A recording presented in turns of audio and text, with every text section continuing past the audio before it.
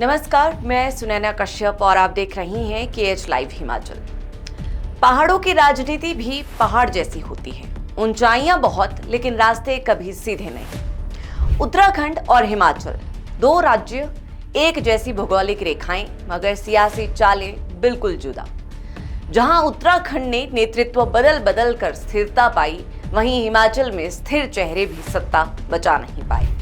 सत्ता की कुर्सी, चेहरे की पहचान और पार्टी की प्राथमिकता, इन तीनों की जंग में छिपी है पहाड़ की राजनीति की असल कहानी।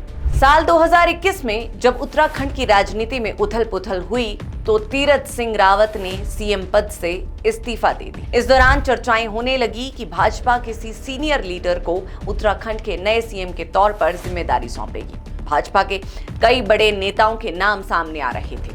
अचानक से भाजपा की ओर से पुष्कर सिंह धामी के नाम पर मोहर लगी। धामी को दिल्ली बुलाकर पार्टी हाईकमान ने उन्हें बता दिया कि अब उत्तराखंड प्रदेश की बागडोर धामी संभालेंगे। इस तरह 3 जुलाई 2021 को धामी ने उत्तराखंड के 10वें सीएम के रूप में शपथ ली। सीएम की शपथ लेने के बाद पुष्कर सिंह धामी के सामने दो बड़ी चुनौती थी। एक, पार्टी को एकजुट रखना, तो दूसरी, साल 2022 के चुनाव में भाजपा की सत्ता को बरकरार रखना।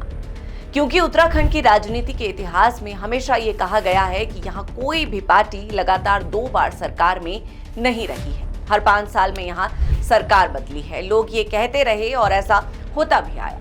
खैर, भाजपा ने साल 2022 का विधानसभा चुनाव सीएम धामी के नेतृत्व में लड़ा। भाजपा ने सारे मिथक तोड़ते हुए यहाँ दोबारा अपनी सरकार बनाई। भाजपा ने इतनी मजबूती से चुनाव लड़ा कि पूर्व सीएम हरीश रावत लाल कुआं से चुनाव हार गए।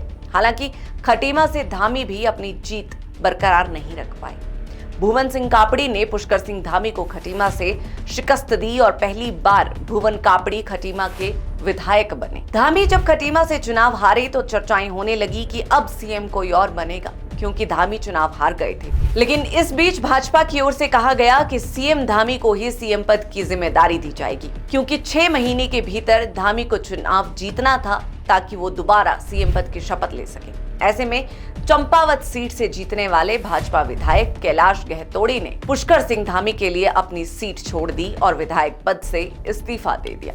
चंपावत सीट पर दोबारा उपचुनाव हुए और यहां से भाजपा ने धामी को चुनाव लड़ाया। उपचुनाव में धामी ने जीत दर्ज कर दी। 3 जून साल 2022 को धामी ने ये चुनाव जीत लिया। इस तरह धामी फिर उत्तराखंड के सीएम बन गए। भाजपा चाहती तो 2017 में हिमाचल में भी ये कर सकती थी, मगर ऐसा हुआ नहीं। तब भाजपा का CM face professor Prem Kumar Dhumal चुनाव हारे और भाजपा ने चेहरा भी बदला और नेतृत्व भी।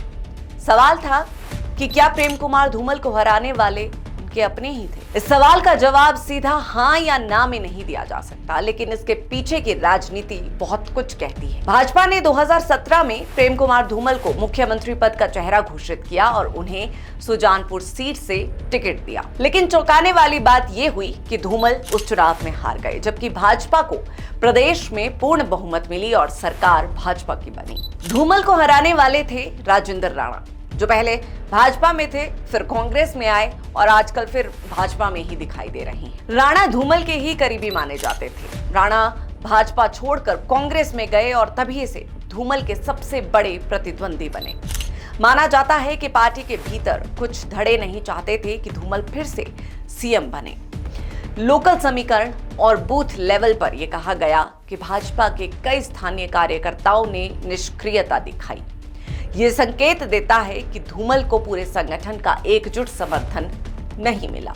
अगर भीतरघात या संगठन की ढील को भी अपने ही माने तो हाँ, धूमल की हार में अपने लोगों की भूमिका को नकारा नहीं जा सकता। आज भी धूमल के समर्थकों में यह चर्चा रहती है कि भाजपा ने जानबूझकर धूमल को किनारे लगाने की स्क्रिप्ट उसी चुनाव में लिख दी थी।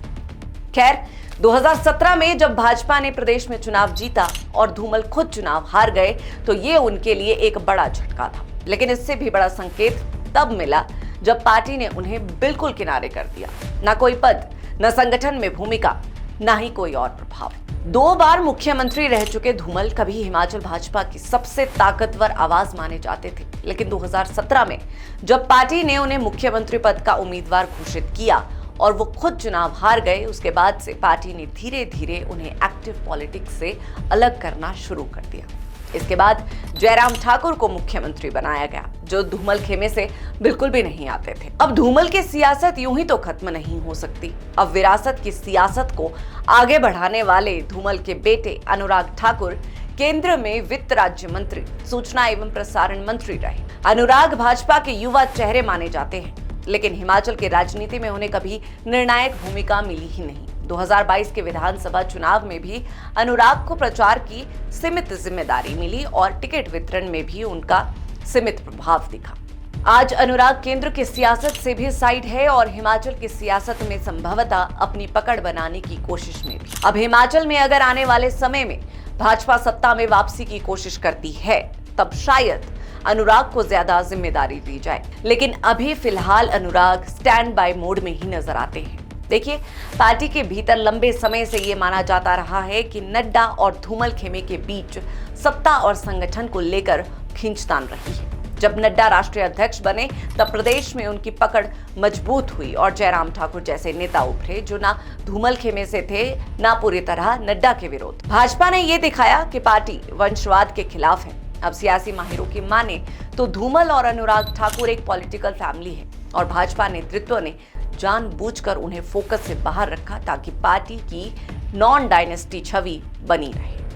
वैसे ये कहना भी गलत नहीं होगा कि हिमाचल प्रदेश की राजनीति में प्रेम कुमार धूमल और उनका परिवार, खास तौर पर अनुराग ठाकुर, आज भी एक महत्वपूर्ण धुरी बने हुए हैं। हालांकि धूमल खुद अब सक्रिय राजनीति में नहीं है, लेकिन उनके समर्थक और राजनीतिक विरासत की छाया पार्टी के अंदर अब भी प्रभावशाली बनी हुई है। भाजपा में अनुराग को धूमल का स्वाभाविक उत्तराधिकारी माना जाता है।